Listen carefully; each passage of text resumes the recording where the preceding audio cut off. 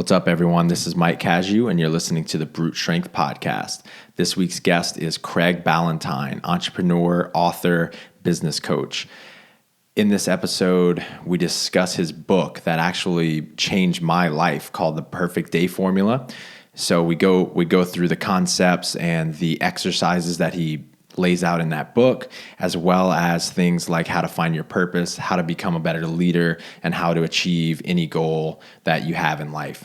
Before we get started, if you've been a regular listener to this show for a while and you haven't done so already, please put this on pause, head to iTunes, leave me a quick review, hit the subscribe button. If you have a question that you want answered related to health and fitness, mindset, business, etc., please don't hesitate to call in. I absolutely love being able to connect with you guys and answer your questions, or having friends of mine that are experts help me answer your questions. So if you're interested, call into the hotline at 801-449-0503. That's 801-449-0503. Hope you enjoy the show.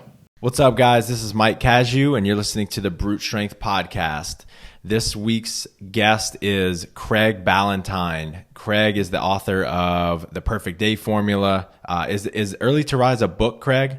Early to Rise is a website. It's a company that's been around since 2000, and I bought it in 2011 from one of my biggest mentors, a guy named Mark Ford. So it goes way back in the day. Awesome. So CEO of the Early to Rise company, and the founder of, correct me if I'm wrong, Craig, but the first high intensity exercise philosophy or training system in existence. Is that right? Well, you'll get definitely. I won't get too far with CrossFit on that one, but here, let me just tell you the story on. So, in 1999, I was a graduate student. I was reading that, T-Muscle magazine way back in the day when it was testosterone.net. And I'm like, you know what? I can write programs that are as good as the stuff that they were putting out. And so I started my own email newsletter in 1999. I didn't know what I was doing business-wise for several years, but I eventually figured it out. And I created my program, and I put it online in 2001, and it's called Turbulence Training. It's very, very simple. It's not CrossFit by any means. I didn't even know what CrossFit was until 2006. And so my program was simply, if you took bodybuilding training and athlete training, which is what I was doing at the time, and you put them in a blender, that's what turbulence training was to get started. And so I was helping busy men's health type readers lose fat, gain muscle at home with dumbbells and bodyweight exercises. And that's what it started. So it was, that was one of the first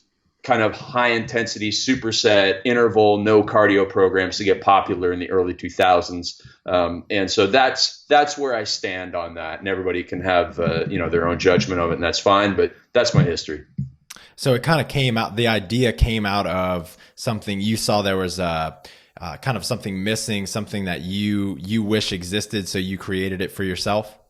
Yeah, pretty much, because I was a graduate student from 1998 to 2000, and I was studying interval training, and I was studying the hormonal response to resistance training as well. We actually did a study when I was a master's student on androstenedione, which was Mark McGuire was taking back in 1998 to hit all his home runs. That was found in his locker room. He was taking plenty of other stuff, but we did a research study on that. So we were looking at the, testosterone and estradiol response to training while taking that supplement. And I was seeing what guys were doing with supersets in my training programs for the studies. And then I was also doing a lot of interval training research, and I was training athletes in my spare time as a strength coach of our school up in Canada, which doesn't have a full-time strength program. And so I realized, oh my goodness, these guys are getting in game shape, mid-season shape in 3 weeks with interval training. Cardio is such a waste of time. And then as a graduate student, I was in the lab for like 16 hours a day, and I no longer had 2 hours to work out. So I had to come up with something. And then I realized, hey, I'm going to put these supersets together of basic exercises. I'm going to do my interval training right after that. I'm in and out of the gym in 40 minutes. I can get back to the lab, and sit in there all day long, and I still won't miss my workouts. And then I realized I was just getting great results, and I really enjoyed it. And so that's how it started. And then when I graduated, I had all my friends emailing me at night saying, hey, I need a program. And after about 3 weeks of writing this almost the same program for about 15 different guys, I thought, I'll just write one program. I'll be a Right. genius here. And I'll just write one program and give it to all the 15 guys instead of writing 15 programs and giving it to one individual guy. So that's how it started. And a lot of the influence was from Men's Health, because I was working on their forum. I was getting reader questions, and it was all the same thing. I don't have any time. I only have a set of dumbbells. I work out in my basement, and I don't have a gym membership. What can I do? And most guys were in despair. They thought they couldn't do anything, and I just showed them what they could do. And even back in 2001, I didn't know as many exercises as I do now, and it was still like just the basics. And even my first Turbulence Training programs are still some of my favorites, because they're really what I would have done, what Arnold would have done, because that's what works. Right. I love it, man. And that's, this audience is intimately aware or familiar with all of that stuff, obviously. As I was talking to you before we started, I came to know your name from your book, The Perfect Day Formula. A D walks in from a mastermind group one day, and she's got this orange book. She's got this whole packet, and she says, "Oh my God, we have to read this book." And we both read it. It's a very short book. We read it in a couple days. And since then, that book has really changed both of our lives. And the concepts in there are so simple, but they're also elegant in the way that they're just very, very powerful. So I wonder if you could just start out by explaining what the basic concept behind the Perfect Day Formula is, and we just take it from there. Yeah, it's like turbulence training for your day. I mean, I think, anybody who's listening here right now, they're kind of getting like, hey, there's a theme with this guy about saving time and getting results with the basics. And like you said, there's not a whole lot of revolutionary stuff in there. There's a few things that people will have never heard of or never thought of this way. So there's a little bit of different stuff in there, but it just takes my life's work of trying to figure out how can I get more done every day, still have time for family, still have time for fitness, still have time for, reading and watching movies and traveling the world and doing all these cool things, while still making an impact on the world. And so that's what I did over the last 10 years, Mike, since 2006, was I put together the Perfect Day Formula. First, I applied it to my life. Then I applied it to my coaching clients' lives. And then I created the book. And then I created the Perfect Day Formula kit, which is the orange box that you and Dee have. And so that is really showing high-level, high performers how to get more out of their days and really take the clutter out of their heads, because as a person who's got a great business, there's so many opportunities you can chase. And anybody who's got a job and who wants to succeed in CrossFit, they're like, I got limited time here. What should I be doing first thing in the morning? What should I be doing right after work? How can I really get ahead in life and live up to my peak potential? And that is what the Perfect Day Formula does. It asks the right questions in the right order to get the clutter out of your mind and give you complete clarity on where to get to in life and exactly how to get there. So how do you define the perfect day? Okay, so good question. Perfect day is not, when you're sitting around in a hammock drinking margaritas all day. That is my other book, The Margarita Day Formula, which is also really important, but it's a lot shorter. Now, the perfect day is, if you think back to the last time you had a perfect day, and it would start off where you got up on time, you had great energy. If you trained first thing in the morning, you went to the CrossFit box, you did your workout, you like maybe hit a PR, and then you came home and you still got to work on time. And when you got to work, you got right into something that was really important. And, even by noon, you had checked off most of your to-do list, and you had a really good lunch, and you had a great energy on the afternoon. And then by the end of the day, you were still able to get out of work on time. And you were able to sit there and go, oh my goodness, I accomplished so much today. I really moved ahead towards my legacy in life, both personally and professionally. And I still have time to get home on time for dinner with my boyfriend, girlfriend, whatever it is that our listeners are looking to spend time with, or my spouse or my kids or whatever it is. And I can be present with them and not thinking about work. That is the perfect day to me, in my opinion. And that is the formula in the book that we help people use to achieve these days over and over and over again. Because when you have those perfect days, Mike, you have that perfect life, and you make an impact on the world. You leave a legacy, and you just feel like you're fulfilled. That's what it's all about.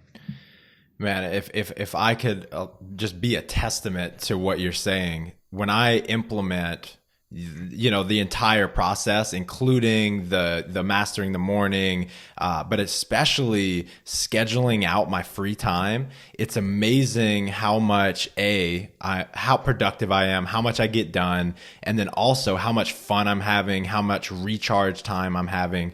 Because one of my biggest problems has been, as a business owner, as an entrepreneur, it's kind of like water filling any kind of container it finds, right? If without boundaries, I can fill up all of my time with very tedious work. So the simple concept of planning out my free time, what I'm going to do, when I'm going to do it, has been so effective.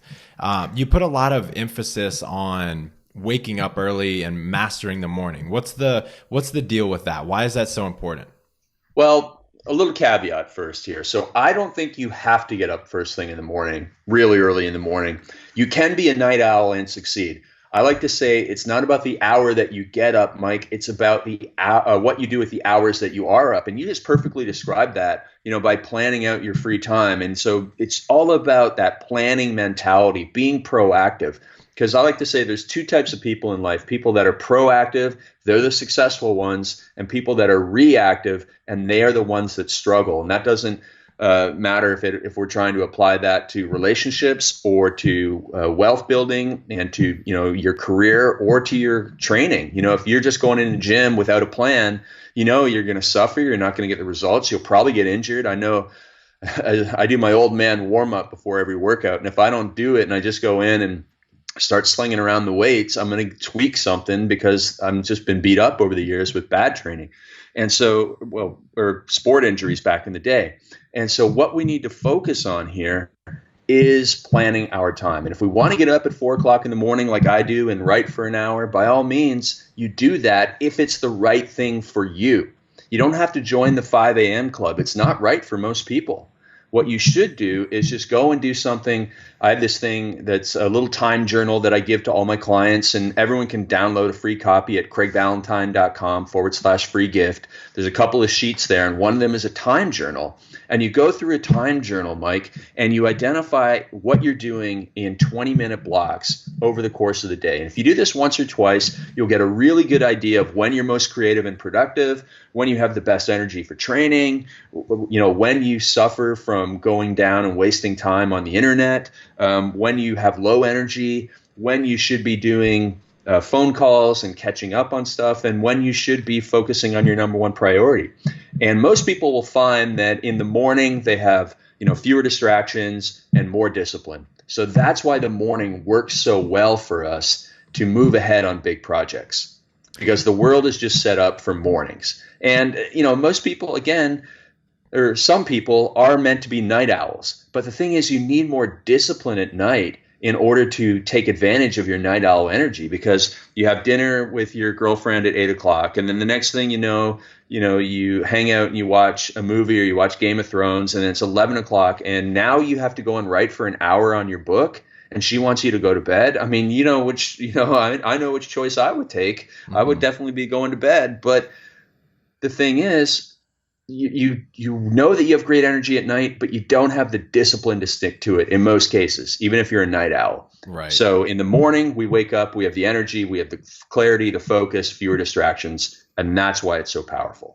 One of the biggest things for me as well is the confidence that I get from accomplishing so much in the first 2 or 3 hours of my day, right? I wake up at 5, and then by 8:00, I've meditated, journaled, I've read, I've moved, I've done my most important task of the day. And then at that point, at 8 a.m., it's already a great day, right? If I accomplish nothing else, I've already been more productive than I was when I didn't plan anything out. So that it's huge. Yeah, and I like to say that it's a victory the world can't take away from you. So even no matter how crazy busy the world is or your day is going to get, maybe you have a job where you're a manager and everyone's going to come in with all these crazy emergencies that you have to take care of. Well, listen, if you get up just 15 minutes early in the morning, so let's say you're getting up at 7 now, you get up at 6:45 a.m., go down to your kitchen table, pen and paper, no electronics, and you sit there and you work on your number one priority in life, whether it's a problem you need to overcome, like getting out of debt, or whether it's an opportunity like taking advantage of one of your training programs and using it to excel at CrossFit. And you just, plan out your week, your training week, and your nutrition, and you do that every single day.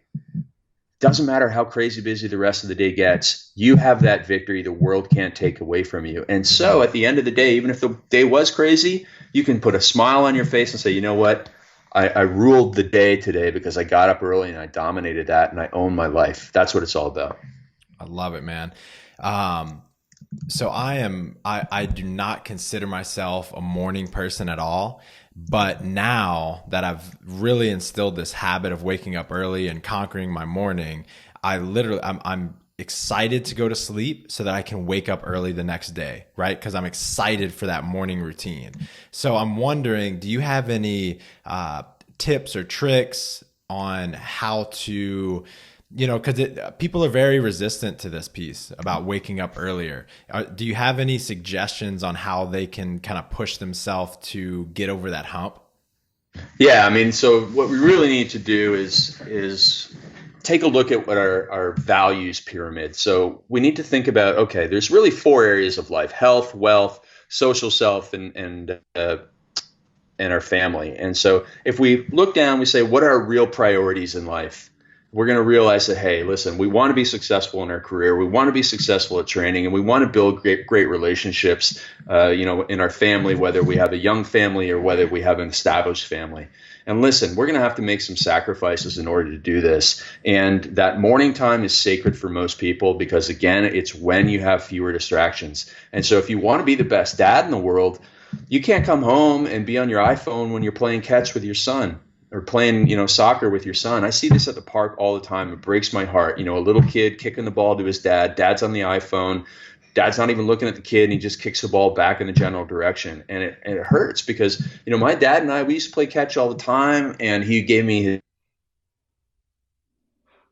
And, now kids don't have that. And so if you want to have that with your kids, you want to have, focus time with your girlfriend at night, or you want to have, the absolute most insane workout at night, then you have to sacrifice by getting up earlier in the morning so that you get all of you can have true freedom at night. So it's structure in the day, Mike. We're heavy on the structure in the day so that you have true freedom at night. And that's what it's all about. When you realize that, hey, yeah, I'm not staying up till midnight like I used to in college, or, 2 a.m. or whatever.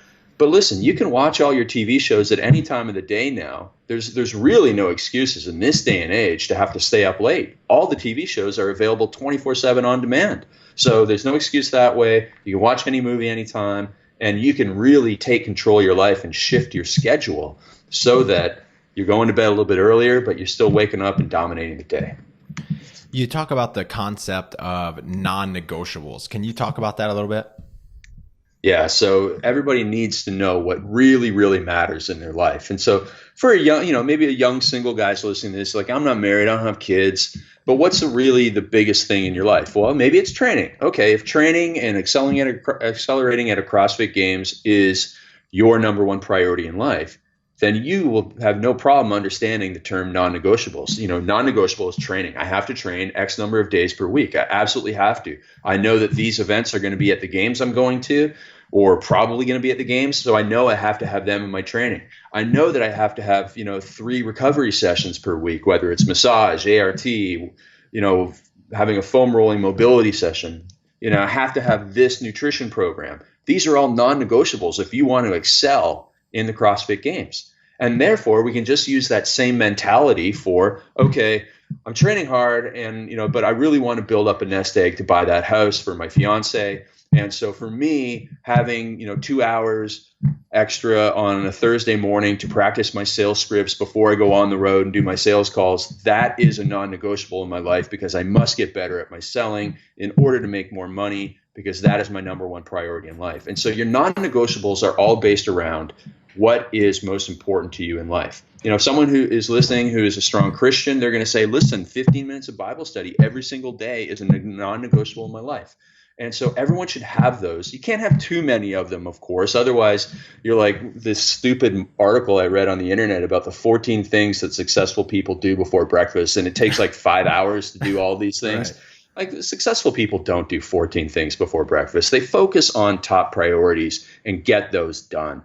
And that's what non-negotiables are. Top priorities that really matter to you. It can be in any area of your life. It's going to fluctuate through the seasons of life that you go through. You know, you're going to be in health sometimes, you're going to be in wealth sometimes, you're going to be in family sometimes. And it's just knowing, here's how much I can take on my plate and say they're non-negotiable and focus on those.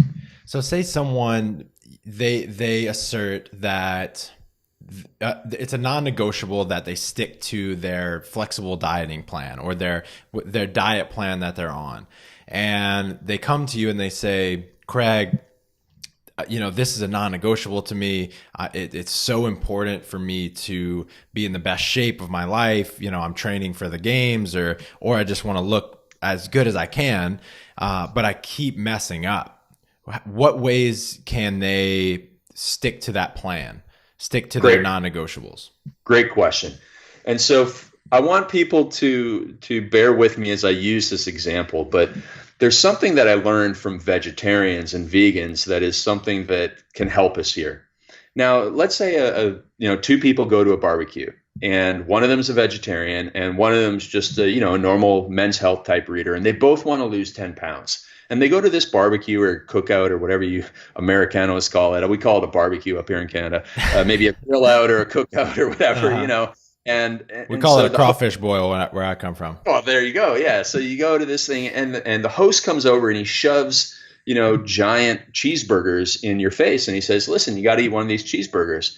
Well, the person who's just there and going to rely on willpower alone, they're going to say, no, not right now. And then 30 minutes later, they're going to give in. But that vegetarian, because they have a rule that says, I do not eat meat under any circumstances, is going to be able to say no to the cheeseburger. And they're going to come out of that situation with, without using a lot of discipline and willpower. And they're going to come out of that situation ahead.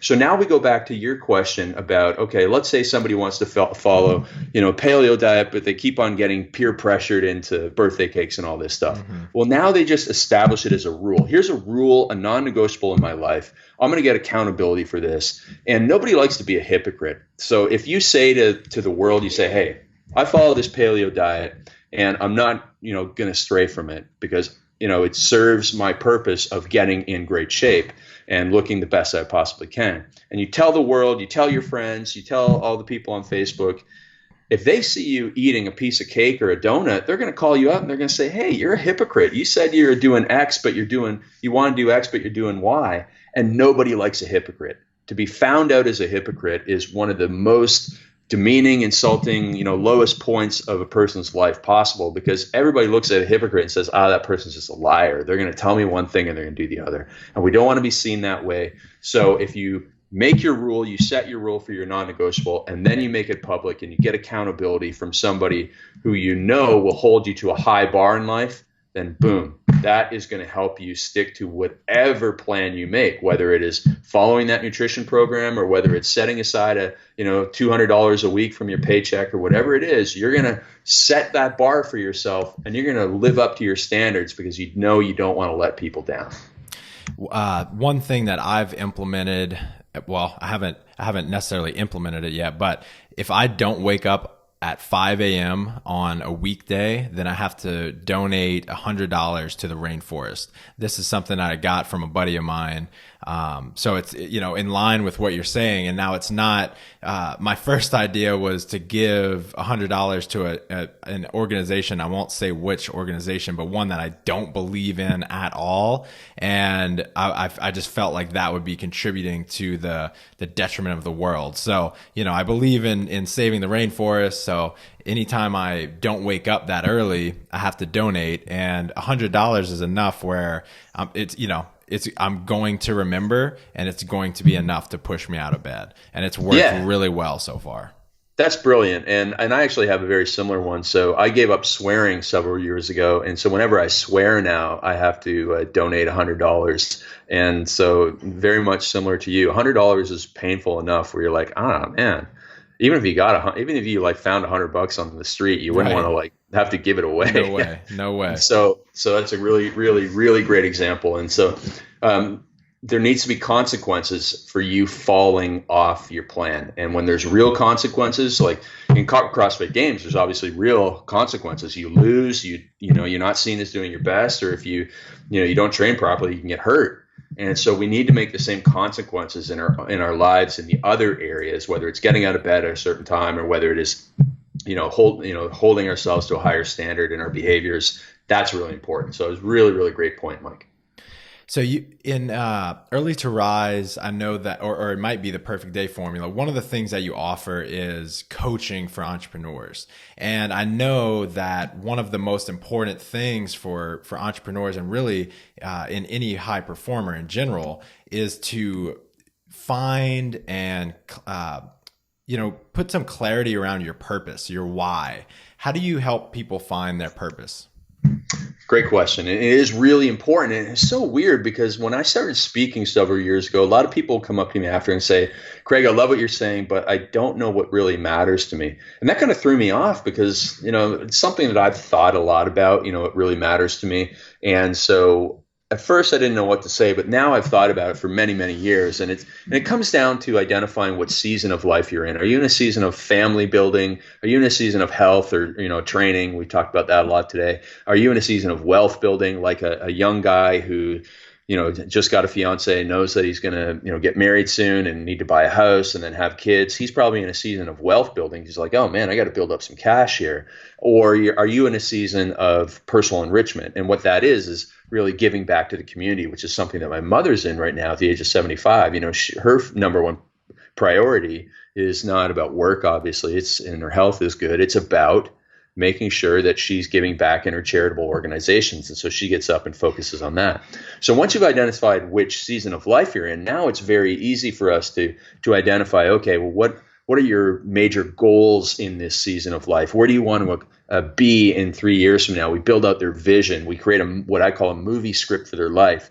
And I teach people to write about this, movie script or that vision 3 years into the future, as if they've already accomplished their big goals and dreams. And now you know exactly where you want to get to. It's like going to Disney. Real quick before you move on, what does that sound like? I know what you're talking about, but what does that script sound like for those who have never done an exercise like that? Okay, very, very good question. And so I will basically, I don't have my book in front of you, but I'll read what mine is from that I wrote. I think it's chapter 23 or 24 in my book, and it's the Ballantyne family vision for 2020. And you write it as if you're celebrating a big event. So we were celebrating Father's Day in the book in 2020. And it was, we had all of our friends and family there. And I talk about the exact house that we're living in. It's 35 Sir Adam Beck Drive in Stratford, Ontario, Canada. It's about a couple blocks from where I live right now. I love this house because there's a family in it right now that I want my family to resemble in a few years, with a couple of kids and a dog and a pool in the backyard and a great relationship between the parents. And, it's just a regular house otherwise, but it's just really, it's that family that lives in it that I want to replicate. And so, all my friends are there. My family's there. People have come from a long way. We're celebrating Father's Day, and we've just accomplished, big breakthroughs in my business. And I talk about how many books I've sold, 500,000 copies of my book and my kits, my Perfect Day Formula kits. And we've grown our Perfect Day Formula business and Early to Rise business, to $15 million in revenue. And we have this many employees, and we do this many events every year. And we have 1,000 certified turbulence trainers. And we're celebrating all of those things. And we're also celebrating the birth of my, baby daughter, and named Sophia. So I even have like the names of the kids, and I know what cars are in the driveway and in the garage. And I know exactly, what, we're out in the backyard barbecuing, and Bedros, one of my best friends, Bedros Koulian, he's manning the grill because he used to be a fry cook at Disney World. And, Nice. We're just going and going and going. You can see how this is a movie script for your life. It's a very, very clear and concise vision. And you can think about the food that's out and the people that are there. And I got Joel Marion's drinking a Bud Light, because he always has a Bud Light in his hand every time I hang out with him, And so I make sure I got like 2 cases for him because he's there all day. And, you're just clearly defining what your future is going to look like, as if you were truly watching a movie of you 3 years in the future, and you've accomplished the things that you want to accomplish. You've accomplished your big goals and dreams. It's not like you're almost there. It's not like those are your goals, but no, you have done it. You have built the business. You have won the games. You have, found the girl. You have done it all. It's like the end of a great movie, and you've gone through it and you finished it. And so that's what it is. And there's a whole bunch of questions I ask in the book. There's 21 questions in the book, actually, that I ask people in helping them build these visions for their lives, because I love doing it. It's my favorite part of the book. It's my favorite of the work tools that we have in there, because it is so important. I like to use the analogy that, listen, if you want to go to Disney World, that's your destination. Just like your movie script of your life is your destination. And if you know exactly where you want to get to, then all you have to do is just punch it in on the GPS, and you know the exact route to get there. You take this highway, take this road after that, and then you're there. That's it. So you have the exact step-by-step blueprint to success, because success is pretty simple. It's not easy, but it's simple. If you want to climb Mount Everest, it's been done before. You're going to be told exactly how to do it. It's not easy to do, but here's exactly how to do it. If you want to win the CrossFit Games, you just go get Mike's program, because it's not going to be easy, but it's simple. Follow the step-by-step instructions. And so it's the same with anything in life. And when you have that vision and destination for your life, you know exactly what to do to get there. And you can stop going off on detours and down the wrong path that take you away from your vision, that take you away from your personal Disney World. You just want to stay focused on achieving your movie script for your life. And I think, one thing, if you don't immediately, if you do an exercise like this and you constantly are reminding yourself of, where you want to be, where you see yourself, if it's not immediately apparent, the fact is you're going to be taking more effective action, and you're going to be doing the kinds of things that successful people do, and you're going to be working towards that goal, whether you know it or not. That's why these types of exercises are so effective. It's not because you just think it and some kind of magic happens and it just appears, but you act differently when you think this way. Would you agree with that, Craig? Yeah, absolutely. And so here's another analogy for it, Mike. So, a lot of guys will relate to this. So a lot of guys probably have a fiance or a serious girlfriend, and they're thinking right now, okay, I found the girl, I found the one, and I don't want to screw this up. And so, the future with her is your movie script of your life. You got the house, you got the kids, you got a great life with this woman. And so the path to get there. Keep on doing the right things, grow at work, stick to your health, and have a good relationship with her. Now, one of your buddies from college comes along and says, hey, we're going to a bachelor party in Vegas, and we're going with Joey, and we're going with the other guy, and we're going with the other guy. It's going to be just like The Hangover. and so if your goal in life is to have this dream life, and some guy comes along and says, hey, I want you to take this detour, pretty darn well that if you take that detour, you could blow up everything in your future. Now, there's a time and place to go on these trips when you're younger and when you're not that close to your dream life. But when you're really close to it, that's when you say, no, I have this vision for my life. And, one weekend in Vegas that could ruin my entire future of the next 70 years is not worth it. And I know that's a hard thing to say no to. But it's all about the same way that we look at training, right? We're in for discipline. We're in for discipline now for long-term greatness. Like Muhammad Ali said, suffer today so you can be a champion for the rest of your life. That's what you guys do in CrossFit. And that's what you need to do in your personal life as well. Yeah, you're going to suffer. You're going to miss out on the time. That's going to be an amazing trip, and people are going to be posting it on Facebook. And yeah, you have to overcome that. But would you throw away that girl, the kids, the family life, the next 70 years of your life for another trip to Vegas? And if you're in that situation, you should say, no way in heck am I going to do that. I'm going to stay focused. So that is another analogy that I hope a lot of guys will get. Yeah. As soon as you said Joey was in, I was out, man. That's great, man. Man, we've all been to Vegas, and we all know what can happen. We've seen the movies, and it's not worth it, and I know a lot of people who ruin married lives because they go down some path where it's clearly not worth it. I mean, come on. I mean, right. you can sacrifice. You just wait till you get home, sort of thing. So, Right. so that's what it's all about. That's really what I want to instill in people today, and I hope that people take that very seriously. And it's one of my friends, Dave Kekich, has this saying: "Life is easy when you live it the hard way. It's hard when you live it the easy way." Wow. Yeah, so if you don't want drama in your life, Shit. yeah, just live. Training is, competition is easy when you train the hard way. You should train so that competition becomes easy, and you should live the same way. So I hope that does help some guys. Oh, that is all great advice, man. How does a business find and define their purpose? Do they do a similar exercise to this, or is there a different process that they can go through? Yeah, well, this is actually a business process in the first place, and I put more of a personal life aspect into it. So I read it first in Inc. magazine back in about 2010, and then there's a friend of mine and a friend of Addie's who's in the same mastermind group that we're in, a guy named Cameron Harold, and he ran 1-800-GOT-JUNK, and he also worked, I believe, in the College Pro Painting system, and he has a book called Double Double, and it talks about creating the vision for your business. And so it's the same thing. What do you want your business to be known for? How many people do you want to help? Who do you want to employ? What mission are you after? All that sort of stuff. And you can clearly and concisely define your vision. And so here's a great example of how powerful this is. So in 2006, I hired my first business coach. His name is Tom Venuto. Guys might recognize him as the author of Burn the Fat, Feed the Muscle. I mean, he's been around on the internet and more successful than me. So he started back in the 90s. And Tom is a great guy. And so on the very first coaching call, the very first question he asked me was, Craig, what do you want your business to look like in 5 years from now? And in 2006, I was just running Turbulence Training. I was just running the fitness business.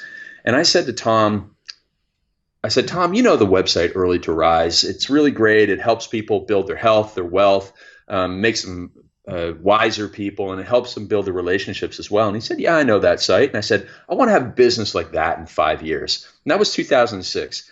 And so that was the end of the conversation about that. But Tom and I went and continued to, he helped me build my business, had a big product launch, and then I went and joined mastermind groups, and then I went and became a coach myself, and I started becoming a better speaker and a better writer and all of these things. And then in 2011, one of my friends who became my business partner was at a meeting with the owner of Early to Rise, and the only owner of Early to Rise said to my friend, Matt, I'm ready to sell the business. And so Matt emailed me, and the next thing you know, we were down in Florida negotiating a deal for this business. And it was 5 years, 3 months, and 17 days after I told my first coach that I wanted to have a business like Early to Rise, that I bought the business of my dreams. Not a business like Early to Rise, but the actual business. That is amazing. Yeah, I was 3 months to 17 days late, so don't hold it against me. But I was always one of those like skeptics of the law of attraction, and I still don't believe you can sit in a chair and attract things into your life. But I changed it to, in the book I mentioned, the law of action attraction. And so when you know exactly what you want, then you know exactly what you need to do to get there. And so if you take those action steps, you can accomplish that and get exactly what you want in life. And that's the power of that movie script that I help people create. That's why I'm so, rah about it, because I think it's so important. And guys can do this for their training. I mean, it's just like, you hear about athletes all the time. Visualization. That's what this is. Right. This is very clear and concise visualization, not just for training, not just for business, but for your entire holistic life. And that's what it's all about. And that's how you can get exactly what you want. That is a great story. I love it, man. Adi and I were talking about this recently.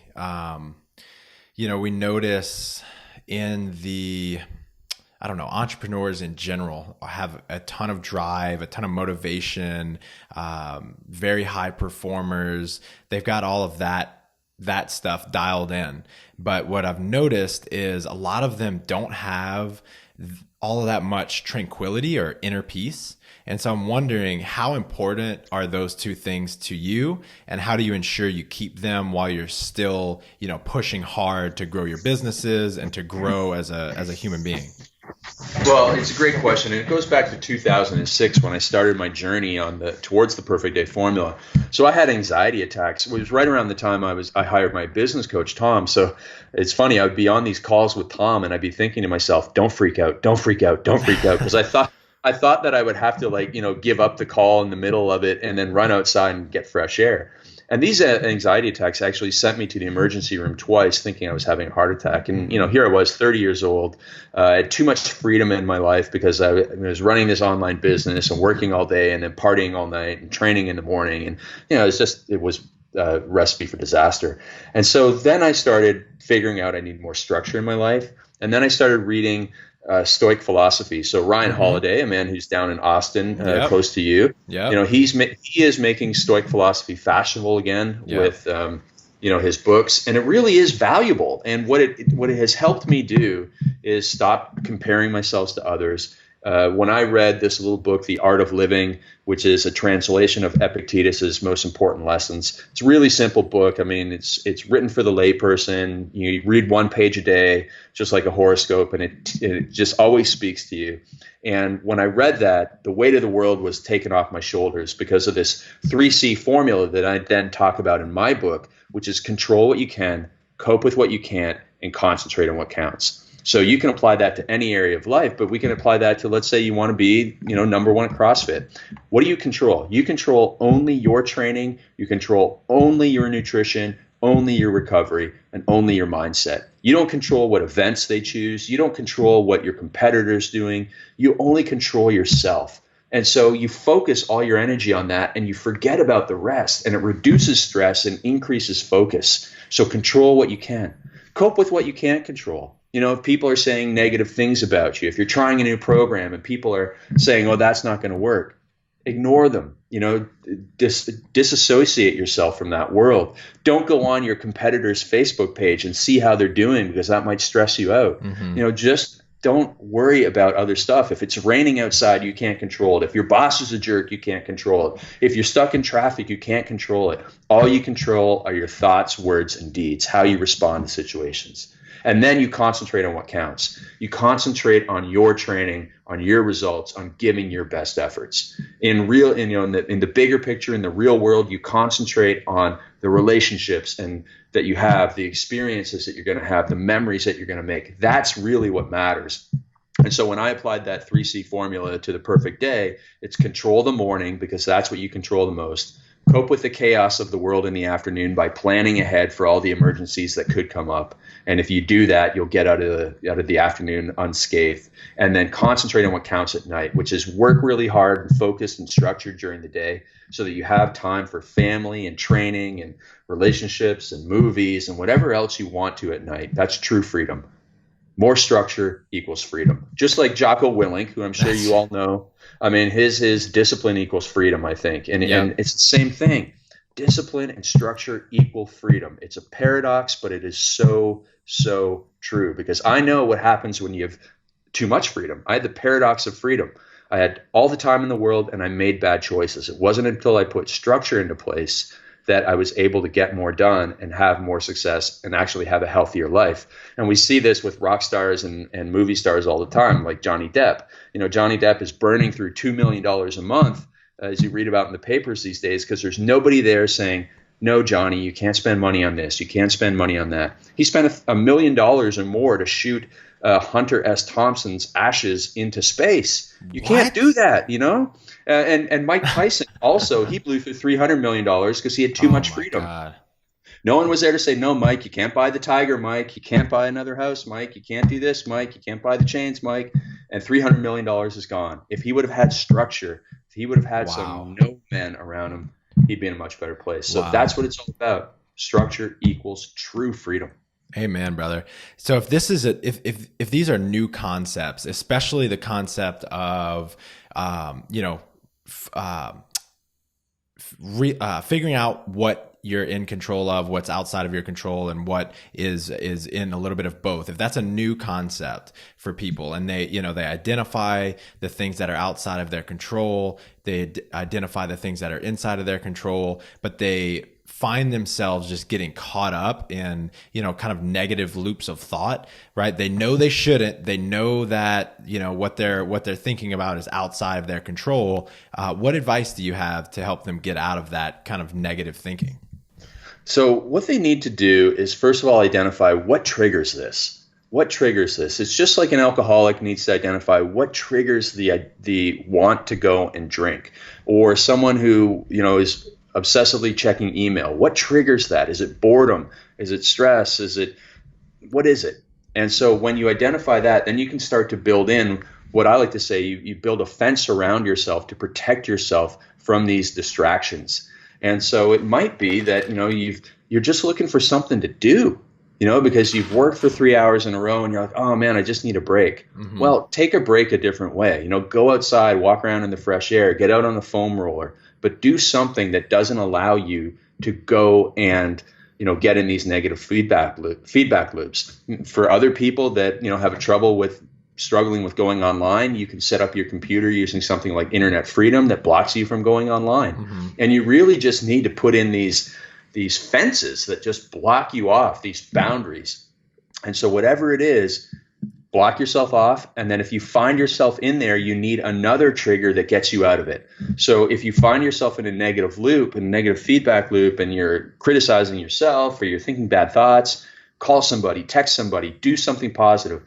Here's something that is very embarrassing for me to admit, Mike, but I used to suffer, and I still kind of do, I suffer a lot from envy of other people. And I would see a friend doing something with his internet business and he's making so much money. And I was like, oh man, well, I've been around longer than him, I should, because I'm this old man of the internet, I should be making, that much money too.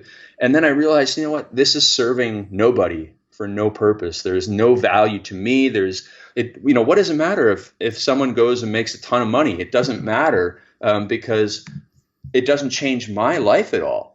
And so what I realized then is that I needed to flip the switch. And so what I did was I started writing thank you cards to people who I was envious of.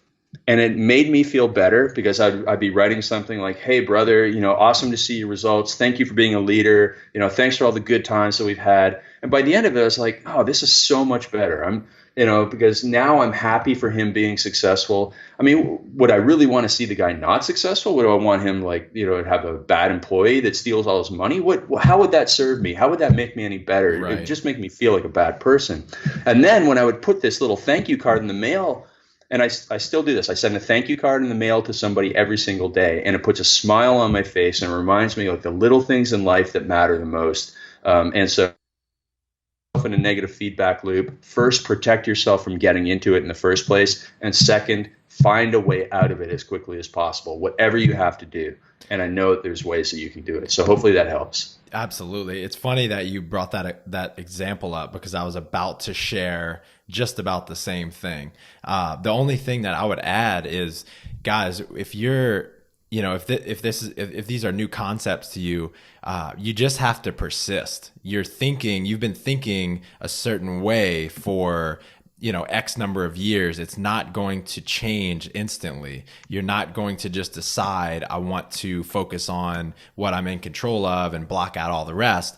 You may have a couple good days and then slip up, and you just have to persist and keep bringing it back to, this concept of focusing on what you're in control of. And before you know it, it's going to be an ingrained habit. And like we started off talking about, you're going to have more tranquility and inner peace in your life.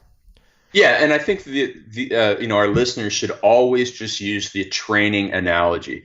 When you went to the gym and you learned how to snatch the first time, I mean, it was probably ugly snatch. Okay, but what did you do? Did you quit? No, of course not. You went back, you got feedback from somebody, you got accountability, and you went and improved, and you got more feedback, and you get in that feedback loop. So if you're finding yourself in a negative thing, then you get an accountability buddy. You read some books on it. You keep on learning, and you implement the new things. You try that out.